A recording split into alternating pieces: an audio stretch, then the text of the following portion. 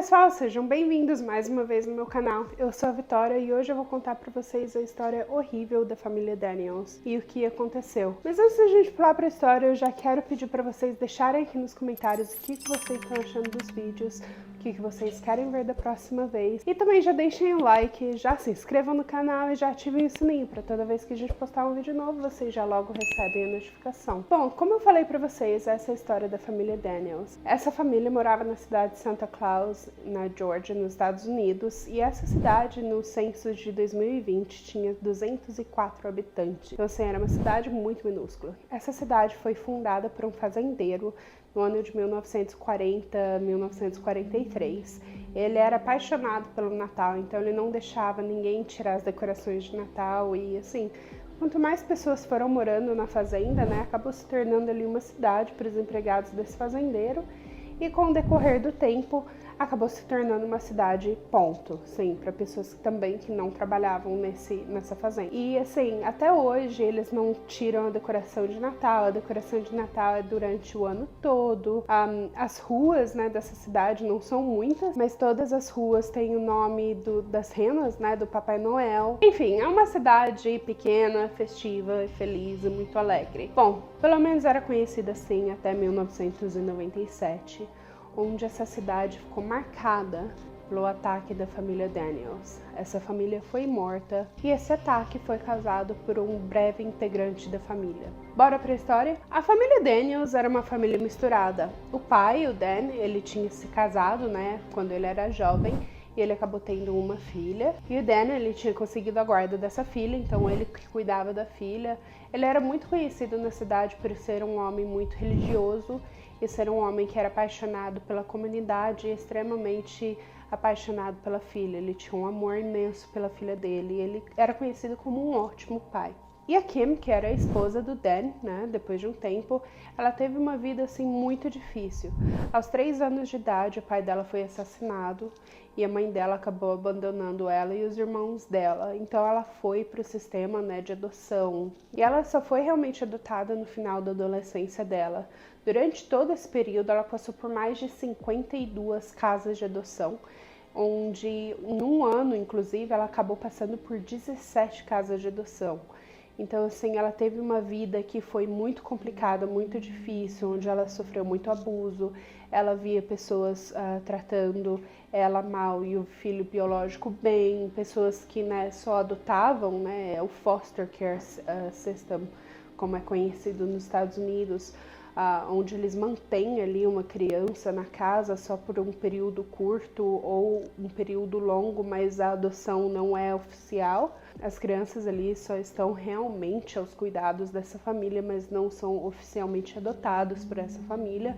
E foi o que aconteceu com ela. Ela passou muitos natais no frio, passou muito tempo, né, sentindo fome, onde ela não foi bem alimentada, enfim, no geral não foi uma experiência boa. Porém, por volta dos 15 aos 17 anos, ela foi realmente adotada por uma família e esses pais, eles fizeram de tudo para que ela se sentisse amada, cuidada, e eles deram tudo que era possível a eles darem a ela. Porém, o dano já tinha sido feito ali, ela já estava, né, antes mesmo de acabar o colegial, ela já estava sofrendo com dependência química, dependência de álcool, enfim, ela saía muito, ela saía com meninos e assim era a vida dela. Eu não sei exatamente quando, mas logo quando ela se tornou adulta, né, após os 18 anos, ela acabou se casando e nesse casamento ela teve a primeira filha dela, que foi a Brandy. E ela acabou se divorciando e pelo, né, o uso de drogas dela e o uso de álcool, o ex-marido dela acabou conseguindo a guarda da Brandy. Então a Brandy ficou morando com o pai praticamente pro resto da vida, até, né, a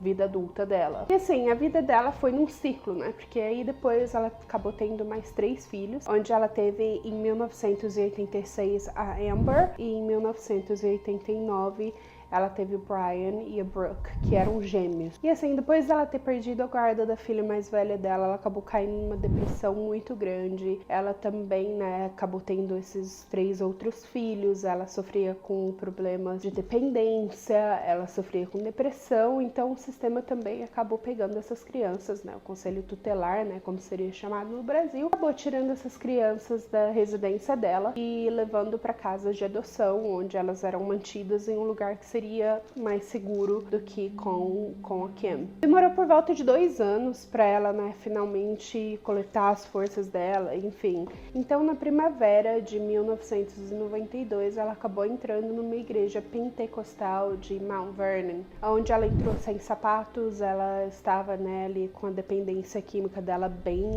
forte, e ela foi recebida de braços abertos. Ali ela fez de tudo possível e impossível para tentar melhorar, para tentar, né, se sobressair desse vício e, enfim, se tornar uma pessoa melhor para conseguir a guarda dos 3 filhos que ela havia perdido. Durante esse tempo ela trabalhou duro para ficar sóbria, se manter sóbria. Ela conseguiu um apartamento próprio, ela conseguiu um emprego e ela conseguiu também provar para a comunidade dela de que ela estava fazendo, né, todos os passos possíveis e impossíveis para ela se tornar uma mãe melhor e conseguir de fato a guarda dos filhos dela. Enfim, essa igreja pentecostal ela era muito conhecida pelo seu trabalho, né, com a comunidade e ajudar as pessoas, e foi esse trabalho que ela tentou manter, né, durante a vida dela, e foi isso que ela fez. E essa comunidade é uma das comunidades mais rigorosas, né, em relação à religiosidade delas. As mulheres têm que usar vestidos, saias, não podem cortar o cabelo, e também tem certas atividades da comunidade que elas não eram permitidas a fazerem parte. Enfim, então assim, ela saiu de um extremo e ela foi para um outro, porém onde ela promoveu mais o bem e ela tentou fazer o bem o máximo que ela pôde. Enfim, ajudou muito ela, essa comunidade, a ser bem estrita, ser bem rigorosa, porque isso manteve ela nos trilhos dela. Não demorou muito tempo, ela conseguiu a guarda da Amber e logo em seguida ela conseguiu a guarda dos gêmeos. E durante esse tempo ela acabou conhecendo um homem 10 anos mais velho que ela, que também tinha se casado uma vez no passado e tinha a guarda da filha dele, que era o Dan, que a gente comentou no começo do vídeo, e eles acabaram tendo ali um relacionamento amoroso. E a prioridade dos dois, tanto da Kim e do Dan, eram os filhos. Eles não queriam, assim, abalar muito a vida dos filhos, então eles levaram o relacionamento deles muito a sério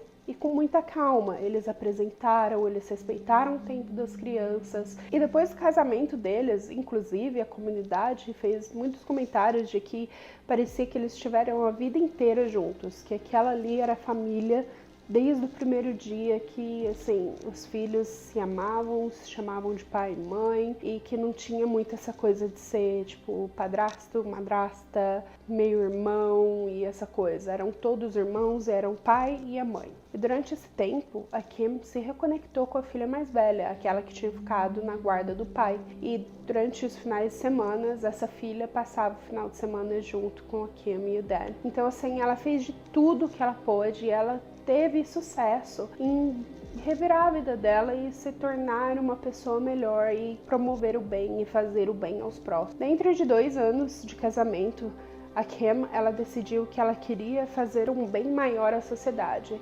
Ela não queria que as crianças, né, no sistema de adoção se sentissem tão negligenciados como ela foi. Então ela promoveu a ideia ao Dan de adotar crianças, né, fazer esse foster care, onde ela mantinha crianças por certo período de tempo até os pais poderem, né, se manterem eles mesmos, fazerem as mudanças que eles precisavam fazer para poder ter a guarda dos filhos novamente, enfim.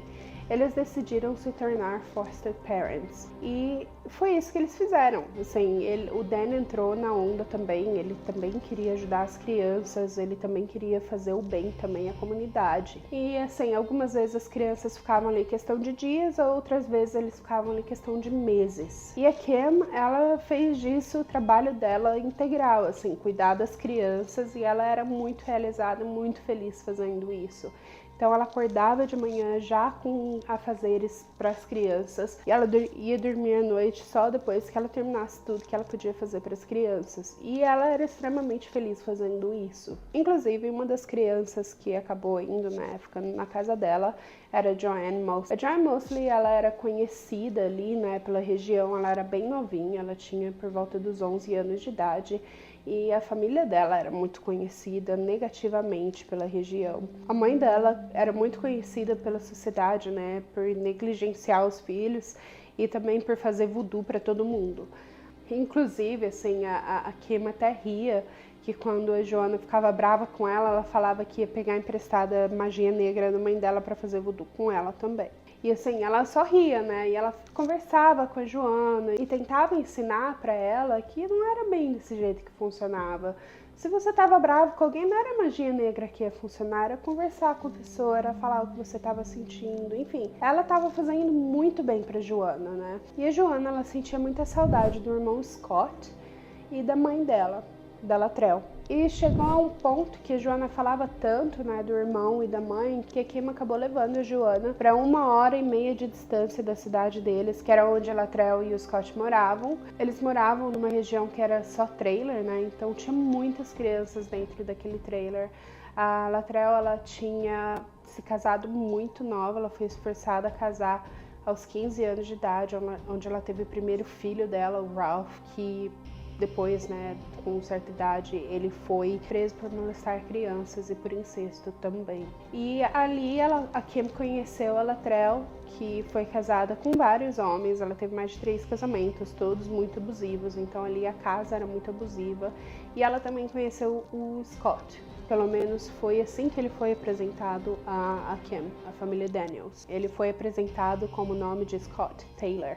Mas, na realidade, o nome dele era Jerry Scott. A Kim acabou introduzindo, né, essa família à igreja dela e também, com o passar do tempo, né, ela acabou levando a Joanna várias vezes para casa da mãe, até um ponto onde a Joanna decidiu que ela queria voltar para morar com a mãe e eles decidiram ali que o Scott poderia vir ficar com a família Daniels para, né, um suporte a mais. Mas agora vamos para a história um pouco da vida do Jerry, quem realmente era o Jerry, como ele cresceu, como era a vida dele, né? Enfim, aos 4 anos de idade, o Jerry ele acabou tendo uma cirurgia de coração, né, onde ele teve que ter realmente uma cirurgia de peito aberto. E foi uma cirurgia muito séria, com uma doença muito séria aos 4 anos de idade, é uma doença genética que ele tinha. E com isso, ele cresceu sendo, assim, o coitado da família. Ele não podia levar bronca porque ele tinha uma doença séria no coração, que já tinha sido resolvida aos 4 anos de idade. Mas a mãe dele e ele usaram isso muito ao favor para cobrir, né, o que o Jerry fazia de errado. Então, assim, o que ele fizesse, ele não podia ser educado porque ele tinha problema do coração, ele não podia levar bronca porque ele tinha problema do coração, ele não podia receber um não por conta do problema do coração. Enfim, ele acabou se tornando uma criança muito mimada no sentido de falta de educação mesmo. E como eu falei, a Latrell também teve uma infância muito difícil. Ela também não tinha muito uma ideia do que era ser uma boa mãe, o que era dar educação, porque ela não tinha recebido isso, né? Enfim, ela tinha uma vida abusiva antes de se casar, depois que ela se casou, os maridos dela também foram extremamente abusivos, então assim, a família dela, né, os filhos, todos os filhos cresceram em uma casa onde eles eram abusados emocionalmente, fisicamente, sexualmente e assim vai, eles passavam fome, passavam frio, não tinham cuidado nenhum e assim, por isso que eles passavam também tanto pelo conselho tutelar, né, todas as crianças foram tiradas dessa casa, mas eles foram logo retornados a essa casa também, que na minha cabeça não faz sentido nenhum. Enfim, em 1985, o Jerry acabou tendo a primeira visita do Conselho Tutelar. Ele causava muito problema na creche. Na primeira série também ele foi reprovado porque ele tinha sido diagnosticado com transtorno de déficit de atenção. Então ele demonstrava, né, toda a frustração dele através de raiva, de braveza, de, enfim, violência. E durante 1985 a 1986, O conselho tutelar visitou bastante essa casa, eles viram que todas as crianças, realmente eles não tinham um lugar específico para eles dormirem, mas eles notaram que o Jerry, ele estava dormindo na cama, junto com a irmã dele, que era 3 anos mais nova que ele, a Lisa. Enfim, o conselho tutelar via muito isso, né, de famílias humildes, todos dormindo na mesma cama, irmãos e irmãs dividindo cama, mas ali alguma coisa estranha estava acontecendo. Inclusive, a Latrell, ela acabou falando para o conselho tutelar que o Jerry estava ali, né, para ler história para ela dormir, e eles dormiam juntos a noite toda. Só que alguma coisa estava estranha pro conselho tutelar, que o conselho tutelar falou assim, olha, se você não separar esses dois, a gente vai separar vocês. Então, por favor, não deixem mais eles dormirem juntos. E lembrando, né, que o irmão mais velho dele foi preso por incesto. Então, assim, não tem provas concretas, mas, assim, não é de se duvidar que alguma coisa acontecia, por isso o conselho tutelar foi tão duro neles para separar eles de cama e eles não poderiam dormir juntos. Enfim, eu não vou ficar falando aqui o que ele fez ou deixou de fazer, porque senão esse vídeo vai ficar com mais de 100 horas e a gente não tem tanto tempo assim, né? Então eu já vou pular já também para quando ele tinha 11 anos de idade, que foi a primeira vez que ele foi preso, né? Foi a primeira ficha criminal dele registrada, que foi quando ele invadiu a casa de um dos vizinhos dele para roubar dinheiro e roubar comida, né, e refrigerante. Então, assim, quando ele foi pra corte, ele não foi tão repreendido quanto a mãe dele foi. O juiz foi bem duro com a Latrell e falou, como que você permitiu que isso acontecesse? Pô, a criança tava indo atrás de dinheiro para comprar comida e refrigerante para poder tomar alguma coisa e levar para os irmãos também, assim. E foi levemente justificado a razão dele ter invadido esse trailer, mas ao mesmo tempo foi tipo, passaram a mão na cabeça dele, porque desse crime ele só foi piorando. Enfim, ele foi tirado dessa casa, o juiz acabou mandando ele ir morar com a tia paterna dele, onde ela era casada e ela tinha ali uma fazenda de produção de ovos. E parecia que durante esse tempo que ele estava nessa fazenda, a índole dele foi melhorando, as responsabilidades dele foram aumentando, a rotina, né, da fazenda, acordar cedo, trabalhar, estudar, enfim, ele tinha uma rotina, ele tinha regras que ele tinha que seguir. Enfim, ele tinha ali alguém cuidando dele como se fosse uma mãe e um pai, né? Então ele tinha ali as regras e ele tinha a imagem, né, dos tios dele como se fossem a autoridade que ele tinha que seguir, senão ele tinha que sofrer as consequências, ele tinha que entrar de castigo, enfim. E ao ver isso, a mãe dele ficou com muitos ciúmes. E ela acabou assediando, né, esses tios por muito tempo, até eles decidirem que assim, já não dava mais para manter o Jerry ali na casa deles, por conta de todo o assédio que eles estavam sofrendo. Então, eles acabaram, em vez, né, de levar o Jerry para a mãe deles, eles acabaram levando o Jerry para o xerife da cidade, né, o policial da cidade, para levar para o conselho tutelar, para poder colocar ele numa casa onde provavelmente a Latrell não soubesse onde era, para ela não poder assediar, né, a família. Enfim, mas não foi isso que aconteceu. Eles procuraram várias casas, mas nenhuma casa queria aceitar ele. E assim, essa região era uma região de cidades minúsculas, né? Então essa família era muito conhecida em volta dessa região e ninguém queria aceitar ele porque eles sabiam o que a mãe dele poderia fazer, né? Tanto voodoo, magia negra, ou tanto assédio, né, emocional, né, de ir na casa e, enfim, fazer o que tivesse que fazer. Então acabou que ele acabou voltando para casa da mãe e com isso os maus hábitos também. Até que em 1888 isso só foi piorando a um ponto das escolas não poderem mais ajudar ele. As escolas não podiam mais manter ele dentro da escola porque ele não podia mais ter contato com outras crianças, porque ele estava extremamente violento, ele estava, né, causando bullying para as crianças, assediando as crianças, maltratando animais. Ele falava muito sobre tirar a própria vida, tirar a vida de membros da família, sobre torturar animais. Enfim, as escolas já não estavam mais suportando o nível de cuidado que ele precisava. Ele já estava num ponto que ele precisava de um cuidado a mais, de um psiquiatra, um psicólogo. Então ele foi transferido para um centro educacional chamado Herald Center Waycross. E lá ele teve finalmente o primeiro contato de fato com um psicólogo, um psiquiatra, onde ele tinha consultas, ele estava ali sempre em contato com pessoas que podiam ajudar ele. E ali ele foi diagnosticado novamente com um transtorno de déficit de atenção, onde ele foi medicado e ajudou bastante, por pouco tempo, mas ajudou com o comportamento dele. E durante essas consultas foi notado que ele era uma pessoa extremamente honesta. Enfim, ele compartilhava os desejos mais sombrios dele, né? Vamos colocar desse jeito. Os médicos diagnosticaram ele como uma criança que tinha muita raiva. E ele não sabia demonstrar os sentimentos dele e as frustrações dele. Então ele acabava ficando com essa raiva, essa violência, esse ataque todo contra as crianças, animais. Por isso que ele atacava muito os animais. E assim vai. Numa das consultas, ele admitiu, aos psiquiatras que ele queria tirar a vida da irmã mais nova dele, da Lisa e da Joanna. E ele tinha esses desejos muito fortes de tirar a vida deles.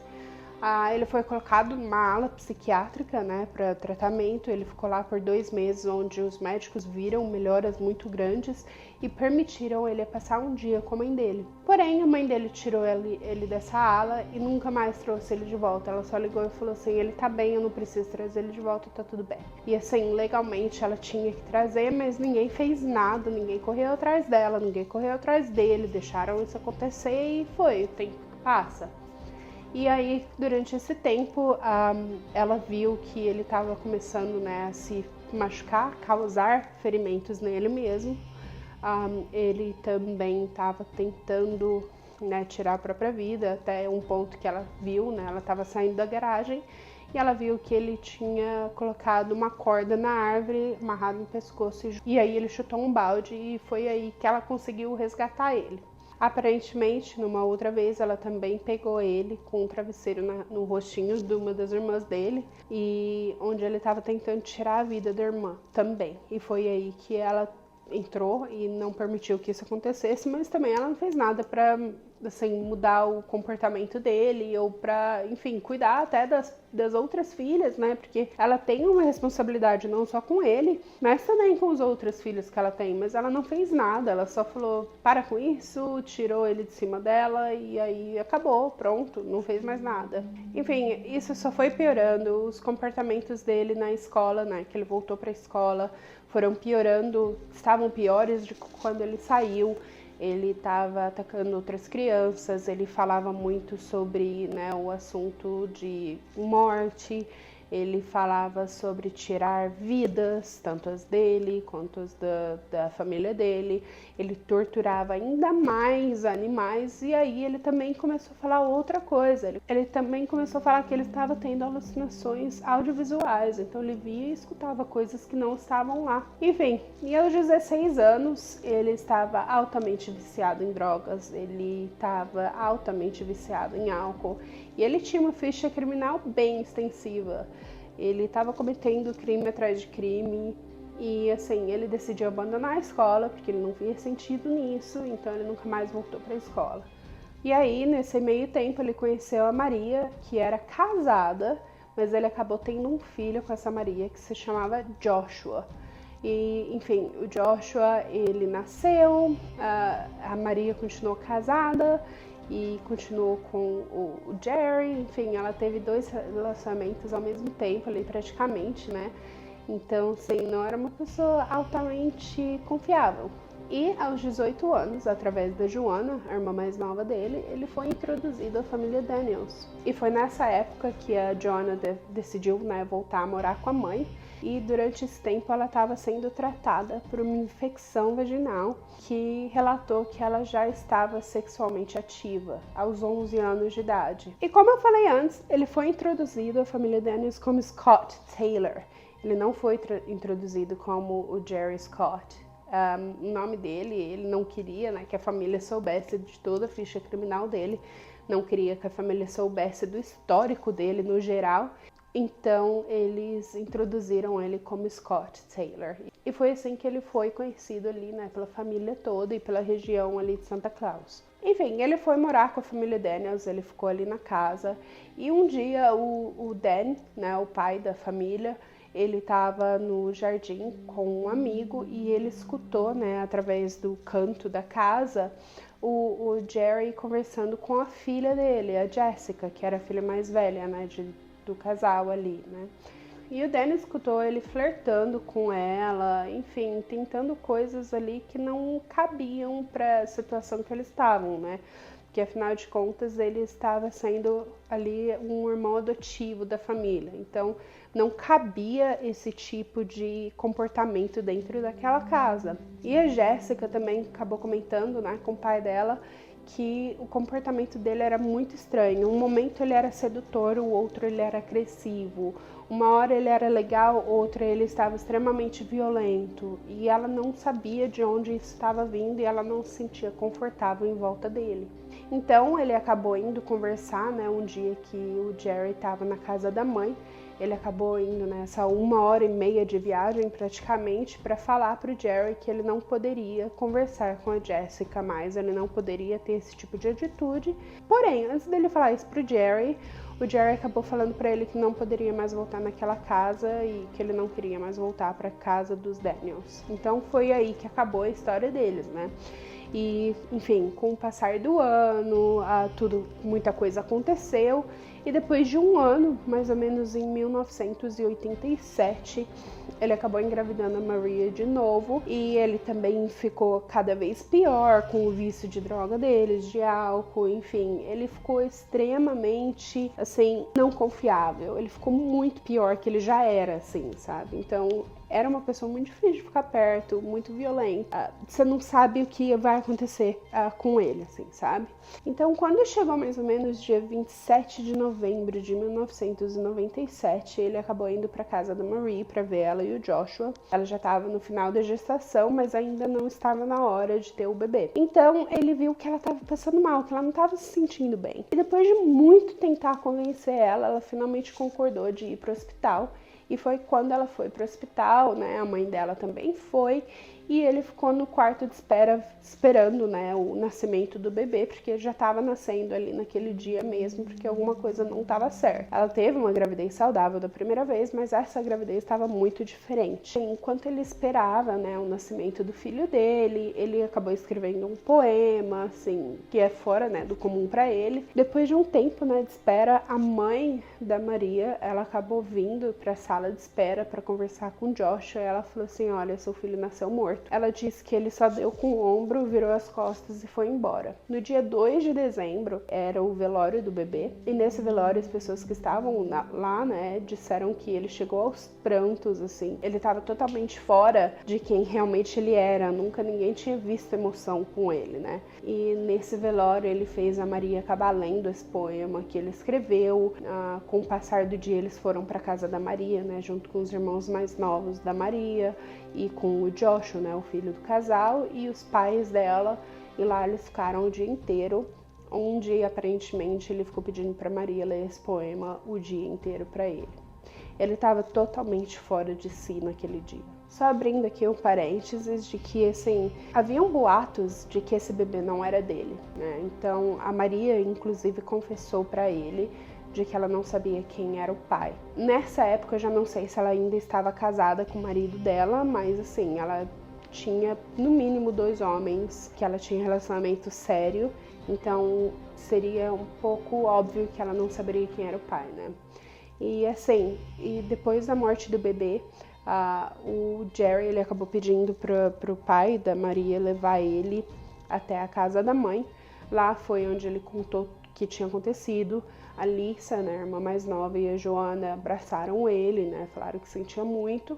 A mãe fez comentários assim sobre o bebê e com o passar da noite ela começou a falar mais e mais sobre o bebê. E foi quando o irmão mais velho dele, né, o Steven, um dos irmãos mais velhos, que também não era boa pessoa, ele fez comentário: para de sofrer à toa, esse bebê nem seu era. E foi aí que eles começaram a entrar numa briga muito grande. Até um ponto que o Jerry pegou o casaco dele e foi embora da casa. Enfim, depois que ele saiu da casa da mãe dele, ele foi para casa de um dos vizinhos, onde esse vizinho sempre tinha as portas abertas para os meninos da região irem lá beber cerveja, enfim, jogar sinuca e assim vai. E foi isso que ele fez a noite toda. Tinha ele, esse homem, né, que era o dono da casa, e mais dois. E aparentemente ele não parava de falar sobre esse bebê que ele tinha perdido.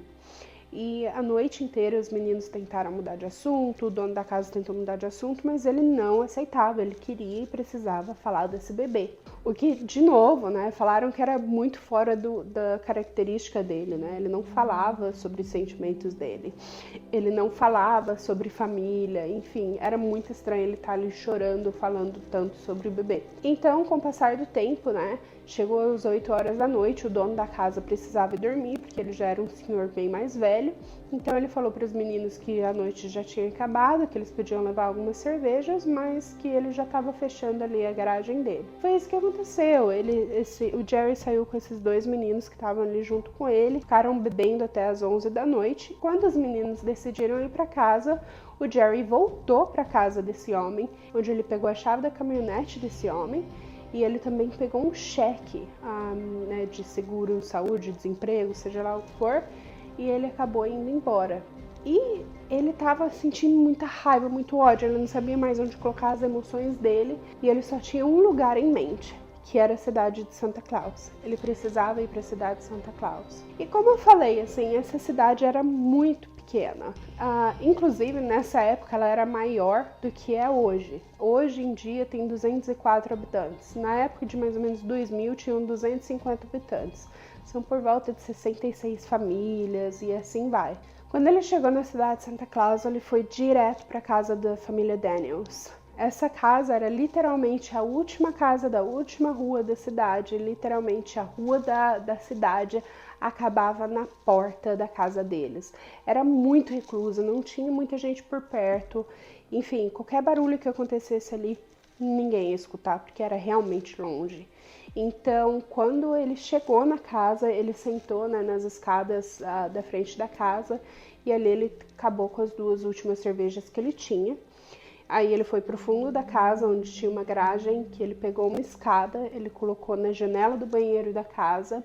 Era muito magro, ele realmente era muito magro, ele tinha por volta de 50 quilos, porque ele tinha uma saúde, né, muito debilitada com o problema do coração, o uso de drogas, de bebida, ele não comia bem.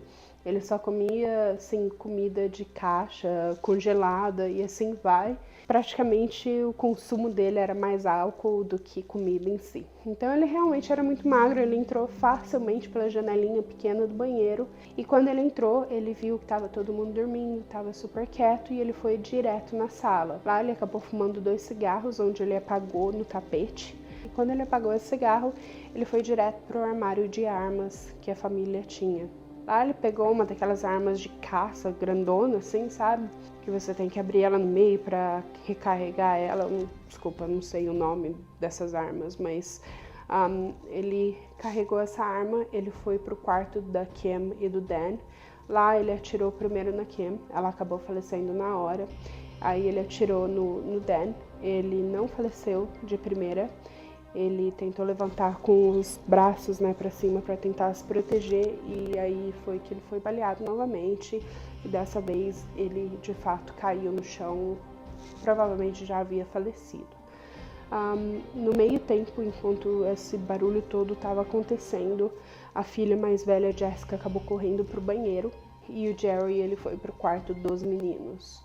No quarto dos meninos, o Brian, de 8 anos, estava em cima e o Corey, de 4 anos, que ficava no beliche, né, na parte de baixo, ele se escondeu dentro do armário e o Jerry não tinha visto. O Brian, provavelmente, né, ele ficou ali paralisado com medo e ele também foi baleado na cabeça. Faleceu instantaneamente. Enquanto ele estava no quarto dos meninos, a Jessica correu para o quarto dos pais. E o Jerry viu isso e correu atrás dela e foi no corredor ali que ele acabou baleando ela na cabeça. E nisso ele viu o Dan no chão e ele acabou baleando o Dan novamente. Quando ele terminou com isso, né, ele só escutou uma voz bem baixinha atrás dele falando: Scott, é você? E foi quando ele viu a Brooke, a irmã gêmea do Brian, que estava junto com a Amber, de 10 anos, e a Amanda, que era uma filha adotiva do casal, de 8 anos. Na verdade, tinham 3 crianças adotivas ali naquela casa aquela noite, que eles iam finalizar a adoção no ano novo daquele ano. Era a Amanda, de 10 anos, era o Corey, de 4 anos, e era o Gabriel, de 10 meses de idade. Então, no total, tinham 7 pessoas naquela casa, naquela noite.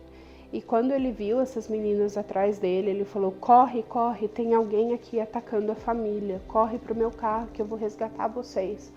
E óbvio que as meninas acreditaram nele, né, porque ele era o irmão adotivo mais velho, ele era sempre muito legal de estar junto, ele era divertido, claro que vão acreditar nele.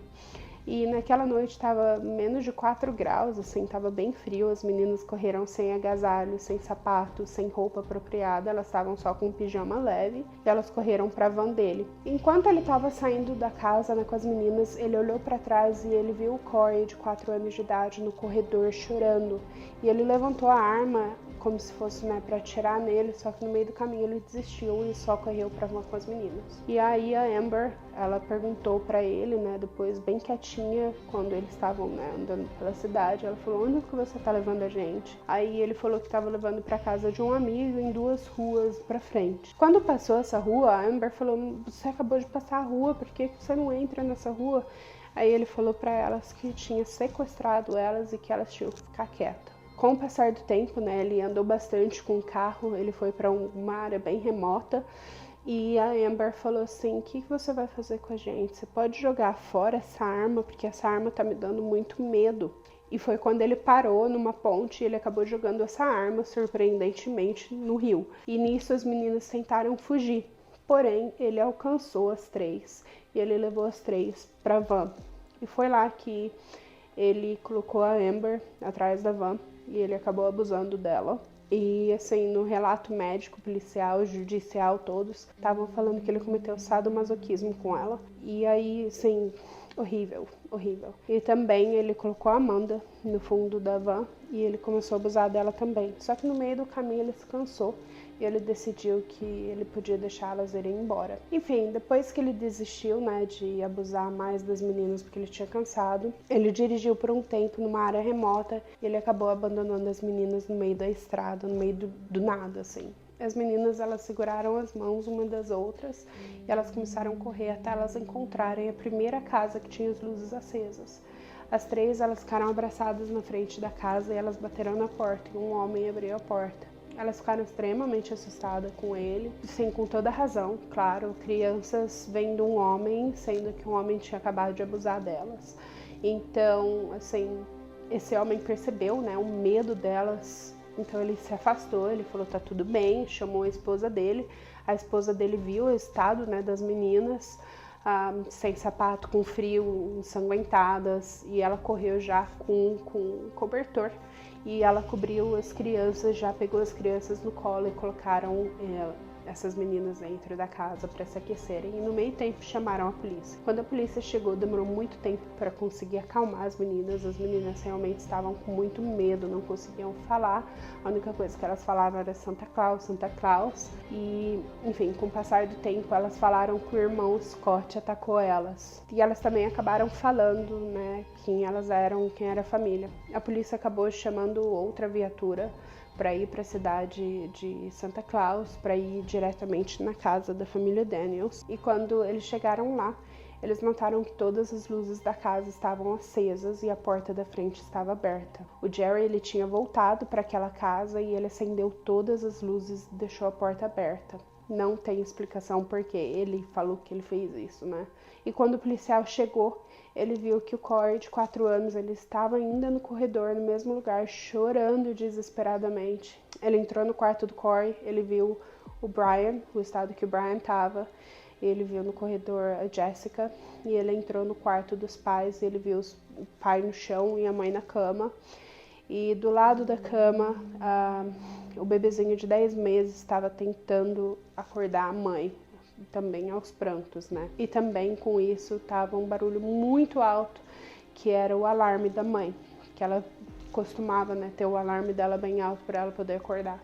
Então o policial desligou esse alarme, pegou o bebê, pegou o Corey no outro braço e tirou eles da casa para tentar não destruir as evidências que estavam ali naquela casa. Os policiais disseram, né, é uma cidade muito pequena, então qualquer crime horroroso que nem esse vai ser o pior da carreira deles. E de fato, esse foi o pior da carreira deles. Inclusive FBI que foi também analisar, né, toda a situação, porque a FBI lida muito com massacres, assassino em série e tudo mais, então qualquer massacre, FBI normalmente é acionado.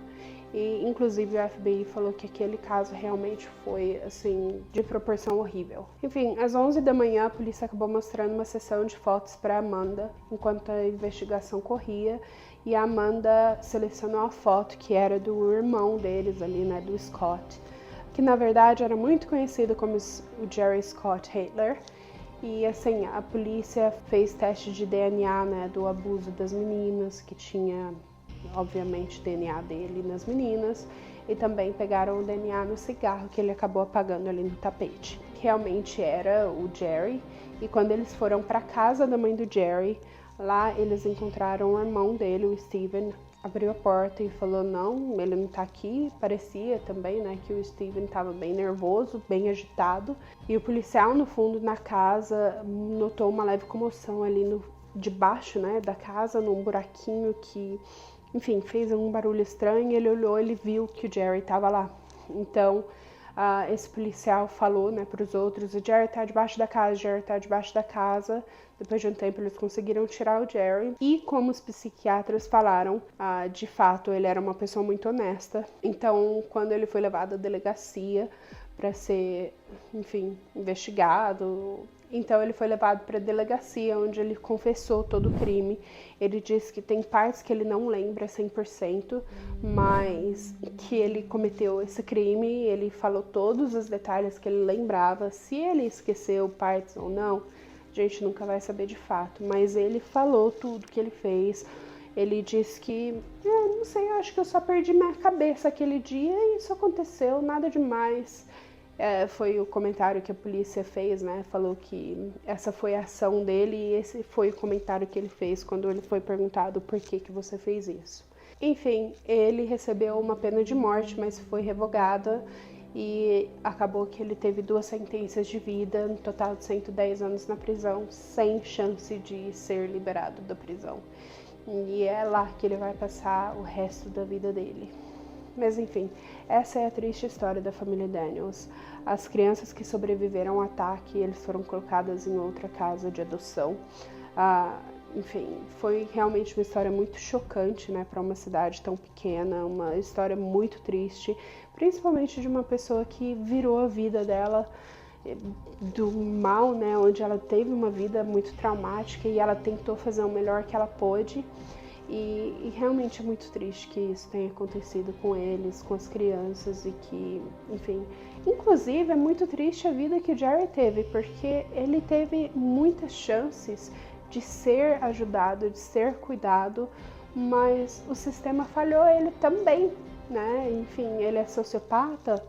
Mas tem muito sociopata que vive uma vida normal, né? Então, ele realmente foi falhado também, isso não desculpa o crime dele de forma alguma, mas talvez pudesse ter sido prevenida essa situação se a mãe dele tivesse tomado uma postura correta, se o conselho tutelar tivesse mantido ele, se os psiquiatras tivessem lutado por ele. Enfim, infelizmente ali foi uma junção de problemas que acabou dando nisso, né? E é muito triste. Bom, mas se vocês já gostaram dessa história, já deixem um like aqui no vídeo, já escrevam nos comentários o que vocês acharam dessa história muito triste, ou o que vocês gostariam de ver da próxima vez, que ajuda bastante o canal também, né, a vocês manterem contato comigo, e eu adoro responder os comentários de vocês. Já se inscrevam no canal e ativem o sininho para toda vez que a gente postar um vídeo novo, vocês recebem a notificação logo na página de vocês, e eu vejo vocês no próximo vídeo. Até lá, tchau!